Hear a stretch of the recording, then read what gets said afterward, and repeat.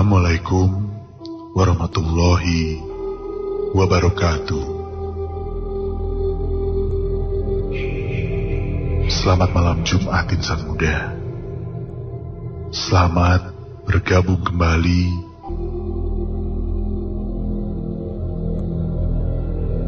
malam ini. Kami sudah siap untuk kembali memberikan cerita-cerita seram yang akan menemani malam Jumat terakhir di bulan Juli ini. Dan insan muda, malam ini juga merupakan malam terakhir sebelum kami beristirahat selama bulan Ramadan.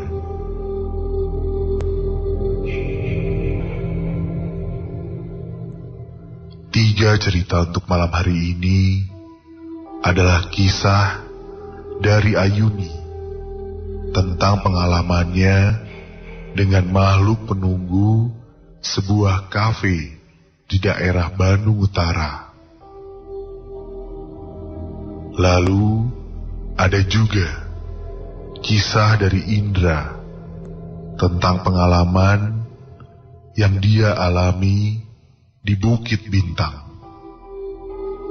serta satu kisah dari Sita tentang pengalamannya. Insan muda, untuk edisi ini juga kami telah menyiapkan testimoni dari insan muda tentang sebuah jembatan di daerah Kiara Condong yang konon menyimpan sebuah misteri yang menyeramkan. Seperti apa ceritanya? Kita langsung saja dengarkan bersama-sama.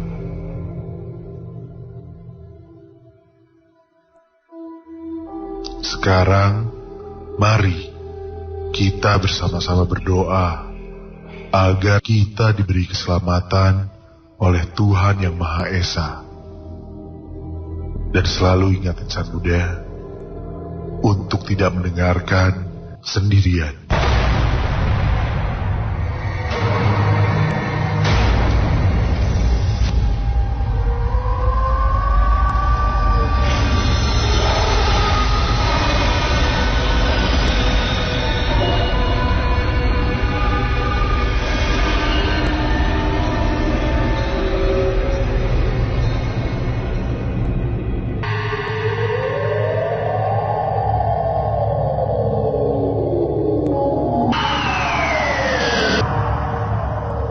Saya punya pengalaman yang benar-benar ngebuat saya parno sampai sekarang. Kejadiannya masih di sekitaran Bandung, yaitu di Jembatan Kiara Condong. Ya, namanya anak muda ya, hari Kamis memang udah jadwal kita main futsal di Antapani. Beres futsal, karena udah capek. Ya udah deh, saya mutusin buat balik ke rumah saya di Metro. Namanya capek, cepet-cepet sampai rumah, tidur. Gak sadar sih kalau waktu itu saya pulang ternyata jam 1:30 malam. Sendirian lagi naik motor. Begitu lewat sana, pas lagi naik jembatan, suasana jalan tuh sepi banget. Ya kalau dibilang sih cuma saya aja yang ada di jembatan itu. Ditambah lagi beberapa lampu jembatan mati. Tapi karena dingin atau pas emang kebetulan naik jembatan itu emang angin lagi kenceng ya, saya merinding dari ujung kaki ke ujung kepala.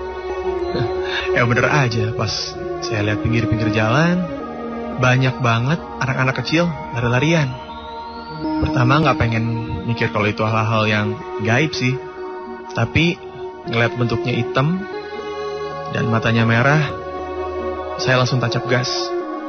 Udah gak berani lagi lihat kanan kiri, dan akhirnya sampai sekarang gak ngerti lagi kalau saya lewat situ parnonya masih kerasa, saking takutnya.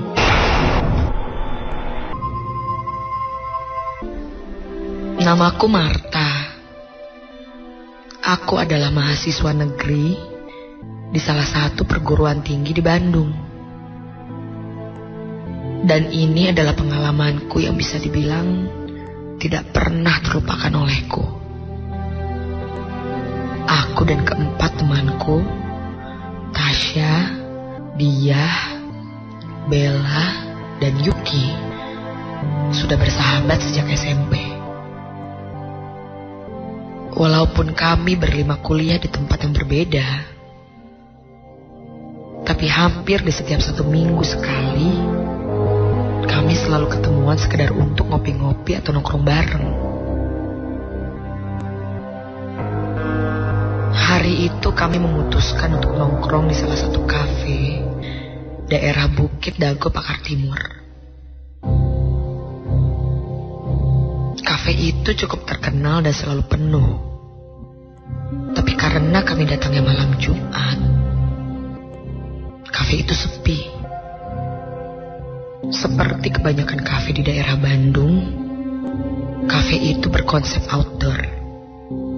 Meja dan kursi ditempatkan di area terbuka, dan kita bisa melihat pemandangan city light kota Bandung pada malam hari. Saat itu jam menunjukkan pukul 10:30 malam. Kami sudah menghabiskan makanan kami. Aku yang memang hobi foto-foto membawa kamera kesayanganku. Aku pun mulai menyuruh temanku bergantian memegang kamera untuk memfoto semua momen kami pada malam itu. Sampai akhirnya giliranku lagi yang memotret teman-temanku. Aku menyuruh mereka berpose membelakangi pemandangan. Maksudnya, supaya pemandangan di belakang kami kelihatan. 1, 2, 3. Tapi saat aku lihat hasil fotonya,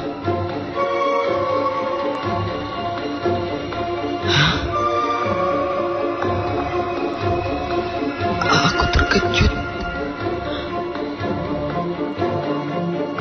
Karena di belakang temanku ada kabut tebal berwarna putih seperti asap yang besar sekali.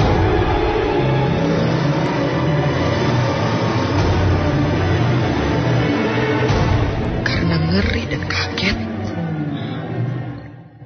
aku langsung menghapus foto itu dan memfoto ulang. Aku berpikir tadi mungkin efek cahaya atau apalah. Ulangin lagi ya. Aku menyuruh mereka berpose lagi. Dengan ceria, teman-temanku bergaya lagi. Kali ini, saat kulihat hasil jepretanku,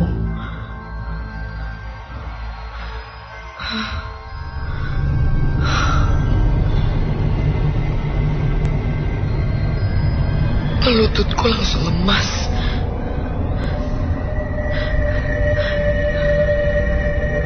Asap putih yang terlihat sebelumnya itu kini mengecil, berubah menjadi sosok perempuan tua berkonde, bertubuh bungkuk, memakai kebaya warna krem.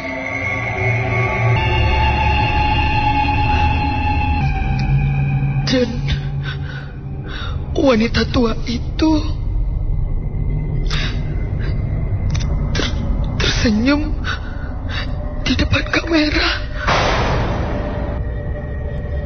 Dan sebelah tangannya memegang pergelangan tangan Tasya.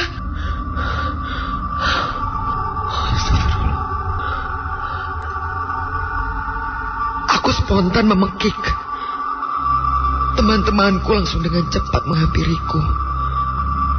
Dengan sigap aku memencet tombol delete untuk menghapus foto itu. Teman-temanku bertanya-tanya kenapa. Aku berusaha bersikap tenang dan memilih untuk diam. Sekitar jam 11:30 malam, kami memutuskan untuk pulang. Di tempat parkir, aku dan teman-temanku berpamitan. Semua temanku membawa kendaraan sendiri kecuali dia, dan dia pulang bareng denganku.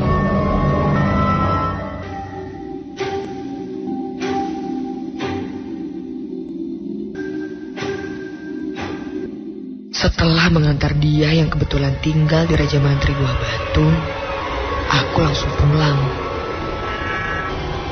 Untuk sampai ke rumahku di daerah Panjilekan, aku harus melewati 3 perempatan lampu merah. Sial. Harusnya aku tidak perlu menunggu lampu berubah hijau untuk belok ke kiri.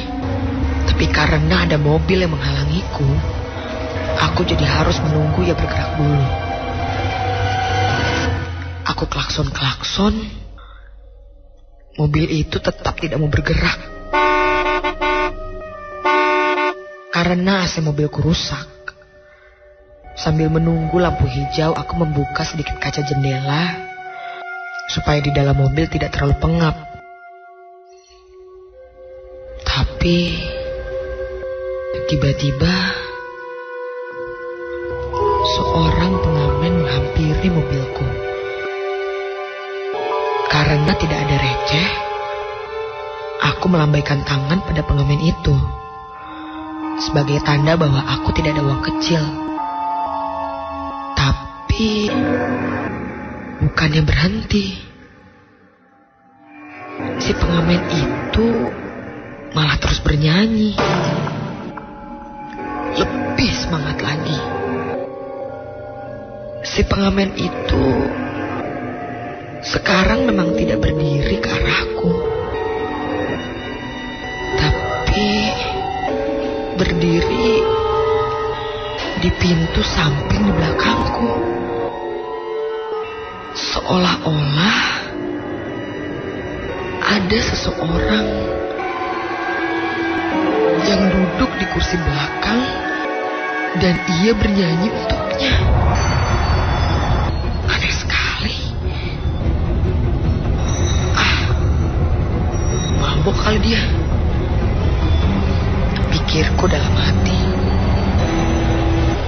Aku pun menancap gas lagi setelah mobil yang menghalangiku barusan pergi. Aku berhenti lagi di perempatan Samsat. Lampu merah di sana memang terkenal lama. Sambil menunggu lampu merah berubah menjadi hijau, aku pun mengeluarkan BB dan membalas BBM pacarku. Sebelum memencet tombol send, lagi-lagi aku dikejutkan oleh pengemis yang menghampiri mobilku. Maaf Pak, nggak ada receh Pak, kataku sambil melambaikan tangan. Tapi si pengemis itu terus meminta. Sama seperti pengamen sebelumnya. Ia tampaknya bukan meminta ke arahku, tapi dia meminta pada seseorang duduk di kursi belakang mobilku.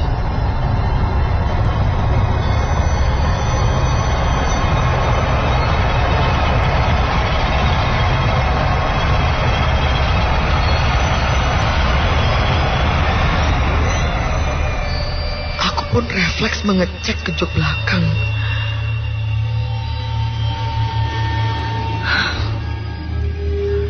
Tapi memang tidak ada siapa-siapa.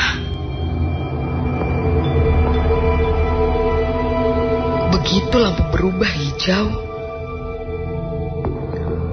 Aku pun melaju tanpa memikirkan pengemis itu. Tapi samar-samar, aku mendengar pengemis itu berteriak. Kalau aku mau memberi dia uang. Hah? Ngasih uang? Siapa juga yang mau ngasih?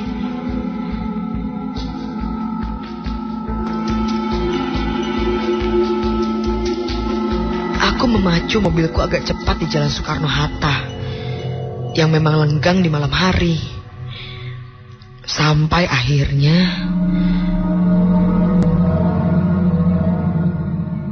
lampu merah di perempatan Gede Bage menghentikanku.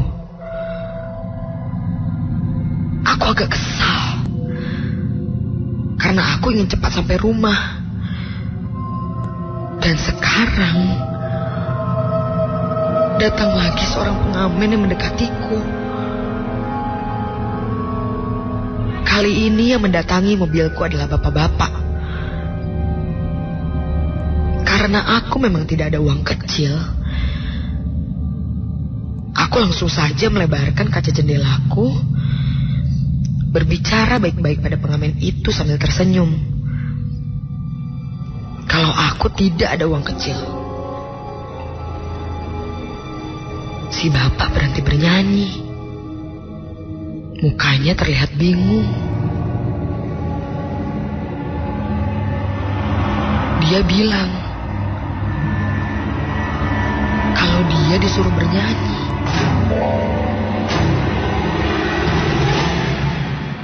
Oleh ibu-ibu yang duduk di belakangku.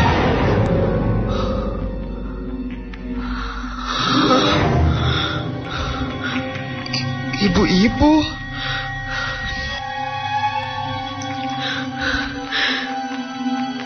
di sana aku kaget setengah mati dan langsung melihat lagi ke jok belakang.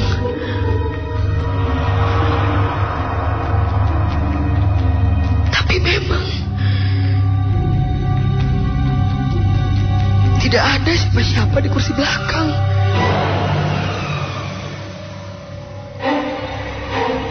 Gak ada orang, Pak. Mana sih? Kataku sewot dan ngeri. Dia langsung bilang, ibu yang menggunakan kebaya krem. Si bapak itu menunjuk arah jok belakangku. Entah bagaimana caranya, aku pun baru sadar bahwa kaca jendela belakangku sekarang terbuka.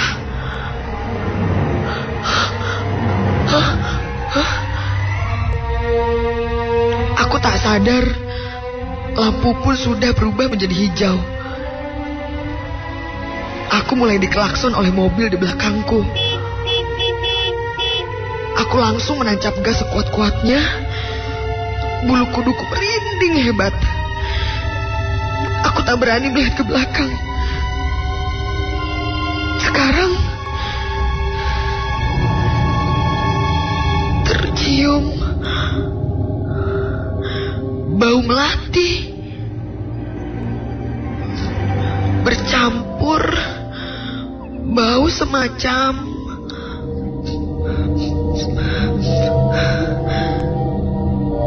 minyak gosok yang mendadak memenuhi mobilku. Aku baca istighfar dan ayat kursi keras-keras, tapi bau itu masih memenuhi mobilku. Tiba-tiba ada suara benturan di kaca mobilku. Refleks, aku melihat kaca spion tengah.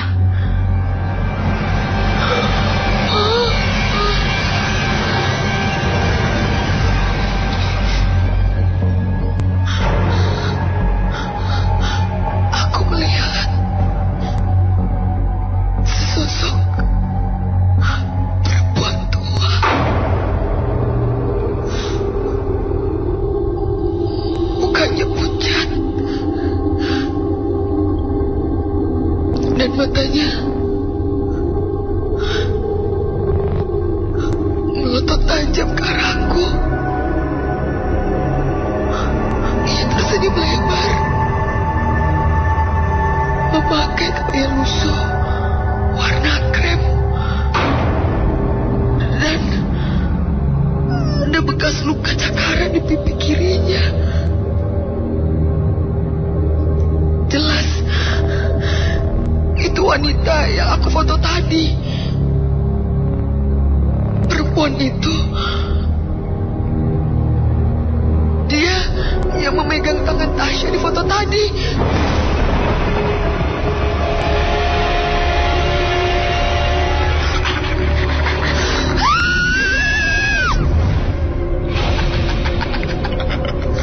Aku pun langsung menginjak rem. Untunglah saat itu jalanan sedang sepi. Astagfirullah, astagfirullah, astagfirullah, astagfirullah. Aku mulai panik.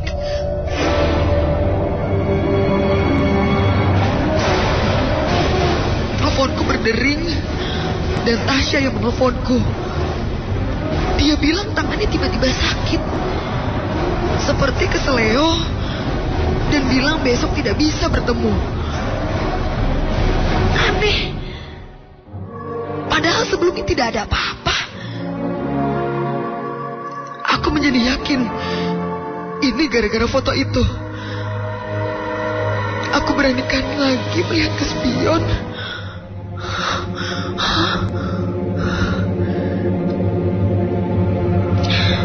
Tidak ada siapa-siapa. Langsung saja aku tancap gas sekuat-kuatnya untuk sampai ke rumahku. Aku mengambil kesimpulan. Berarti dari tadi wanita itu memang ada di jok belakangku.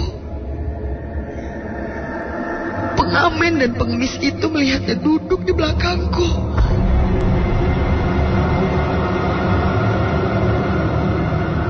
Sesampainya di rumah, aku langsung menelepon pacarku dan menceritakan semuanya. Dia juga bercerita kalau kata temannya, kafe itu memang berhantu. Teman kampusnya juga pernah tanpa sengaja memotret sosok wanita berkebaya krem itu.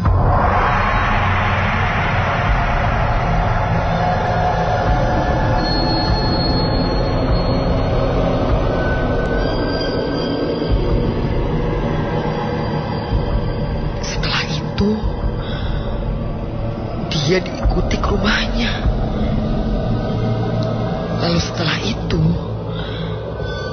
temannya pun sempat sakit. Yang aneh adalah ceritanya menjelaskan kalau hantu itu sosoknya adalah wanita tua berkebaya krem. Sama persis dengan yang aku lihat tadi. Setelah aku menelepon, aku agak sedikit tenang. Dan aku pun mulai untuk tidur. Aku mematikan lampu tidur kamarku.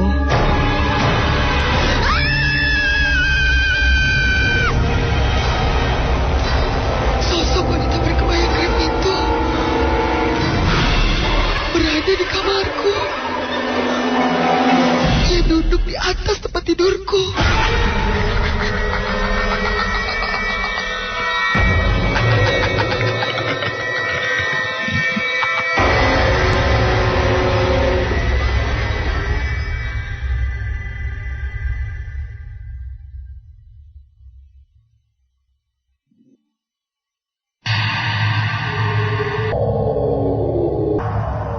Saya pernah dengar nih soal hantu bayangan di jembatan Kiara Condong. Jadi pas kita lagi malam-malam naik mobil gitu, kita tuh ngeliat jalanan sepi banget. Tapi jadi kayak satu arah gitu. Tapi kan sebenarnya itu dua arah. Jadi sempet nih Om sama almarhum keponakan saya yang meninggal gara-gara kejadian kayak gitu tuh. Jadi kata Om saya, pas lagi jalan di sana, suasana tuh kayak yang nggak ada mobil. Gak ada mobil sama sekali. Dan tiba-tiba aja, tapi di jarak 3 meter itu mobil kelihatan. Om saya langsung aja banting setir motor sampai naik pembatas jalan. Dan keponakan saya yang dibonceng terpental ke bawah. Terlepas percaya atau enggak, saya sih memilih percaya dan berhati-hati kalau lewat daerah sana.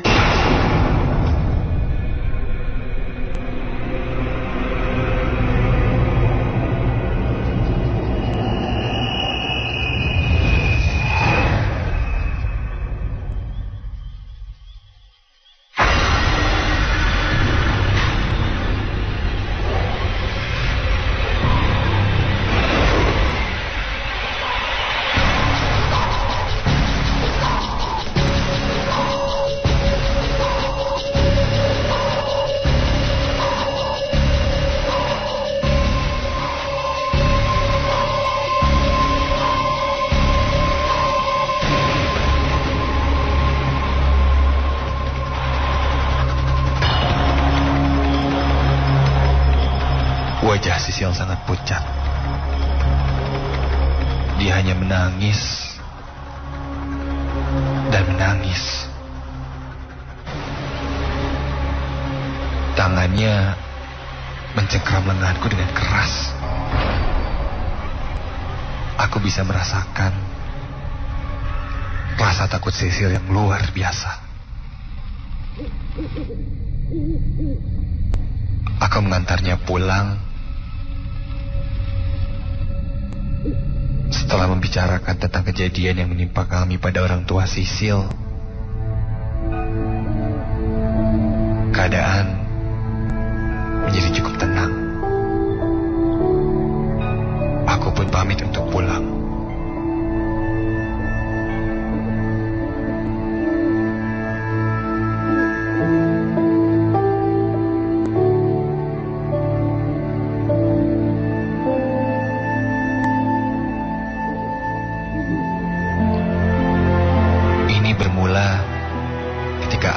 Sisil menonton Midnight. Malam itu, setelah selesai menonton, kami awalnya memutuskan untuk segera pulang. Namun, tiba-tiba saja, di tengah jalan, Sisil memintaku untuk menemaninya melihat gerhana bulan di daerah bukit yang terkenal di daerah Dago Atas. Dia bilang kalau dia baru mendapat info gerhana bulan itu dari broadcast message. Ya, itulah Sisil yang cepat terpengaruh oleh info-info seperti itu.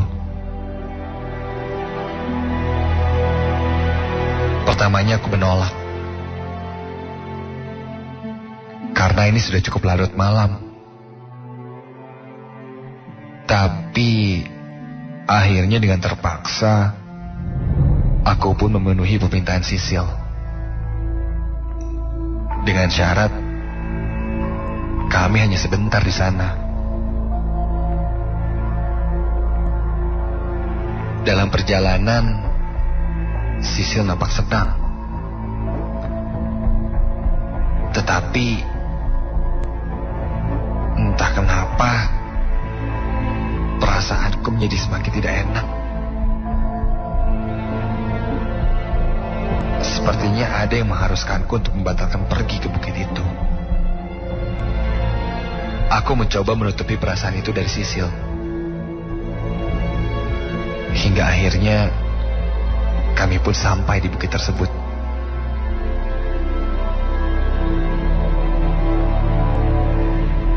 Lagi-lagi aku mengingatkan Sisil untuk sebentar saja di sana. Karena ada perasaan yang sepanjang jalan tadi terus menggangguku. Pemandangan dari bukit itu memang indah.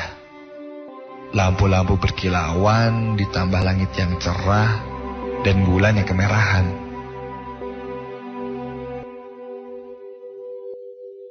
Sisil berkata kepadaku, "Apa aku bilang? Bagus kan? Tapi gerhananya baru mulai 10 menit lagi."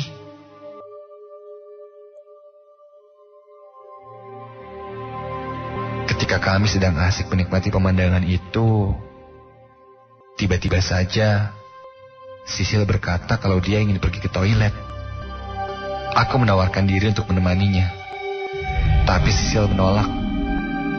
Katanya toiletnya tidak jauh dari tempat parkir mobil kami. Tapi aku berkeras memaksa ikut. Lagi pula, aku sedikit tidak nyaman kalau harus sendirian di dalam mobil. Begitu sampai, aku pun berdiri di depan pintu toilet wanita. Sementara Sisil masuk sendirian. Setelah cukup lama di dalam toilet, tidak ada tanda-tanda Sisil akan keluar dari toilet itu. Aku pun memanggilnya agar dia segera keluar. Sil! Sil! Sisil? Udah belum, Sil? Tapi, biarpun sudah kupanggil berkali-kali, Sisil tidak juga menjawab. Takut terjadi apa-apa, aku pun langsung masuk ke toilet wanita itu. Sil? Sil, lo di mana, Sil? Sil? Di dalam toilet itu ada satu bilik toilet yang tertutup dan lainnya terbuka. Dari bilik toilet yang lain, aku melihat satu pintu yang bergerak tertutup.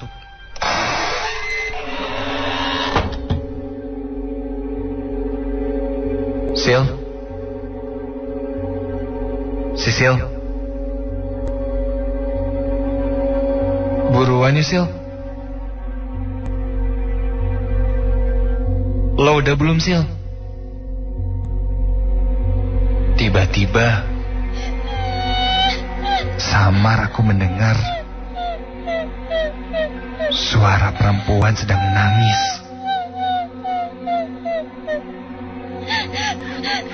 Aku tidak begitu yakin dari mana arah asal suara itu. Aku mendekati pintu toilet Sisil dan aku ketuk pintu toilet itu.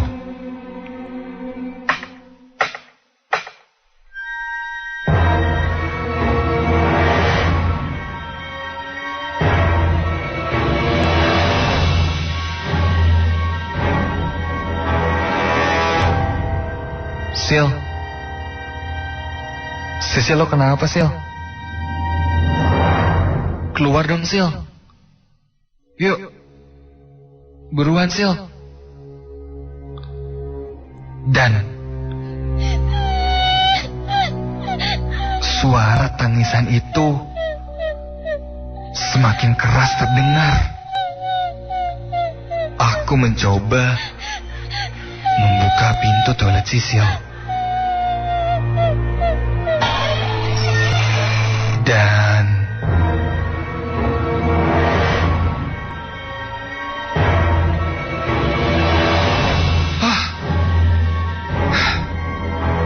Sisil pun keluar. Aku langsung menarik Sisil keluar dari toilet, berlari menuju ke arah mobil. Kami pun masuk ke dalam mobil. Sisil hanya diam. Mukanya agak pucat. Tangannya gemetar. Aku pun tidak banyak bicara dan tidak menceritakan kejadian tadi.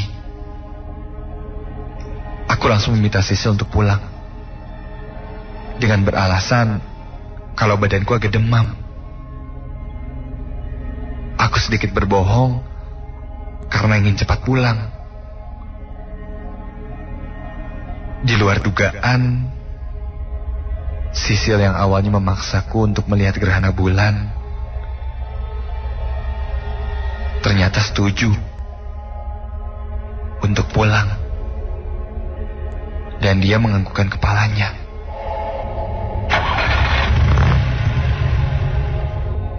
Masih di kawasan bukit itu, di mobil, tiba-tiba Sisil memegang tanganku. Hah? ia mendadak manja.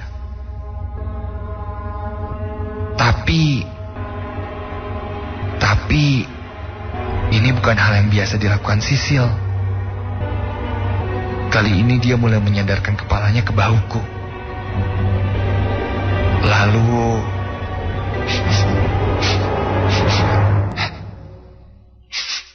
aku mencium sesuatu yang menyengat hidungku.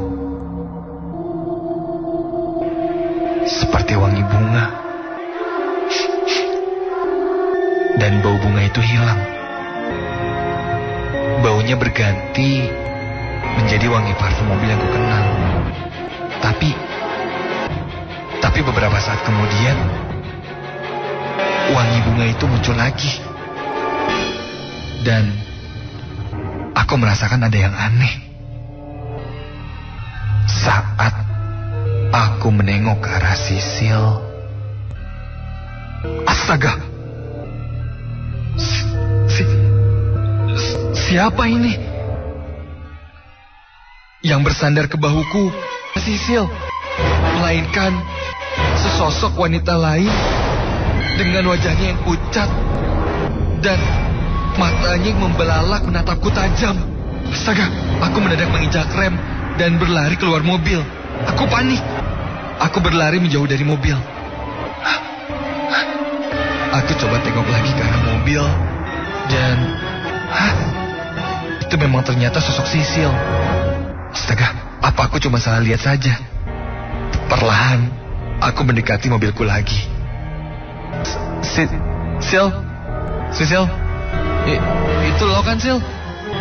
Sisil tetap terdiam, kepalanya menunduk. Saat aku sedang berusaha meyakinkan itu Sisil atau bukan, tiba-tiba pandanganku teralih oleh seseorang yang berjalan mendekatiku. Tidak jelas itu siapa.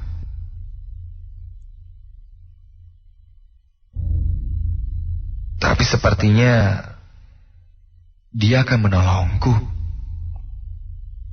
Aku melambaikan tanganku.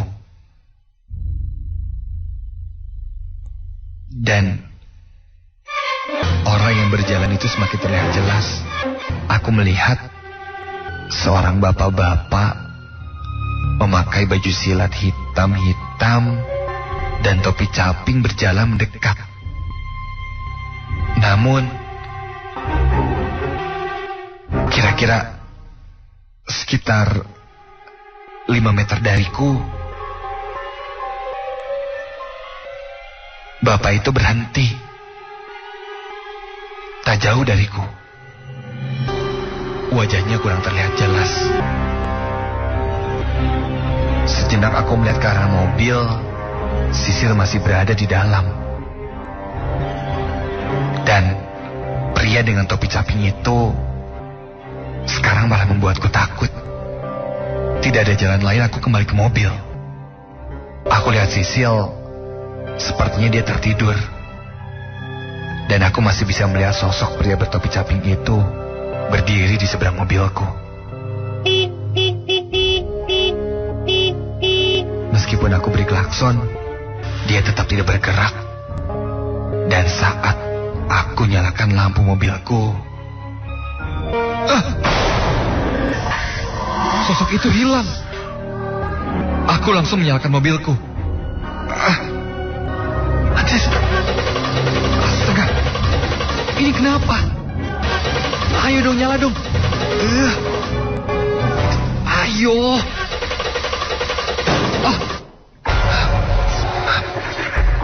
Sesuatu sepertinya menabrak bagian mobilku. Aku tak berani melihat ke sekitar. Aku menaruh kepalaku di setir mobil, menutup mataku dan berdoa. Dan tiba-tiba, astaga, suara tangisan itu muncul lagi. Jelas sekali.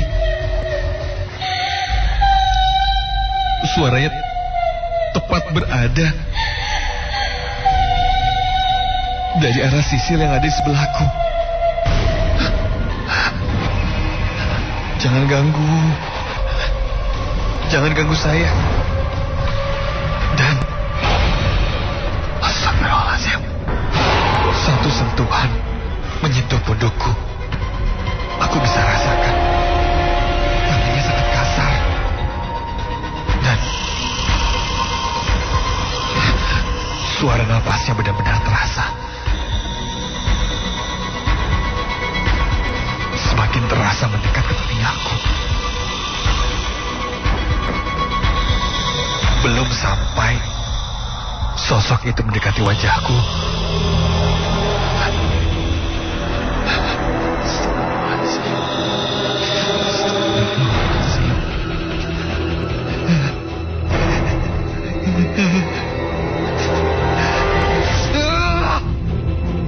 aku langsung keluar dari mobil dan aku berlari.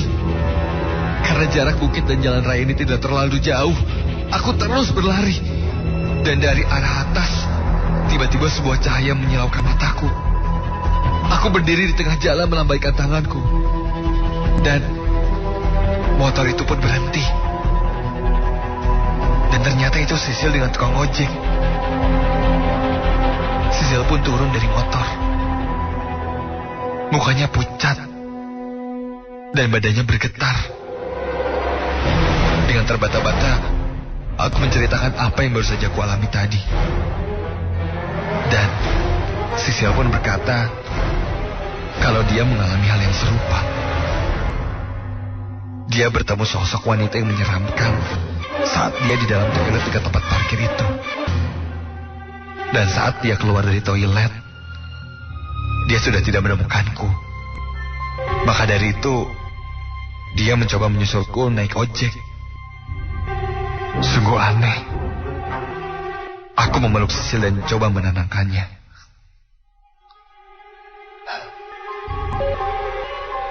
Dan sejak kejadian itu,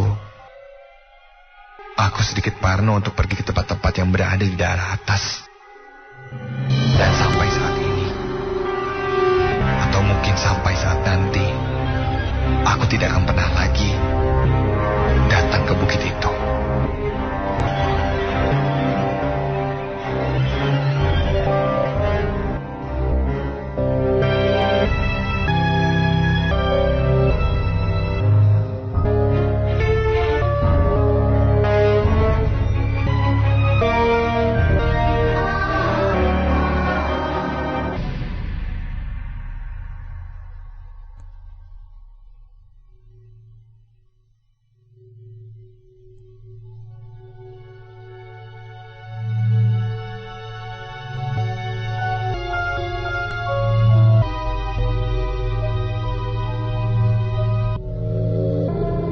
Pernahkah kamu insan muda mengalami kejadian yang sama di daerah Kiara Condong seperti yang tadi diceritakan?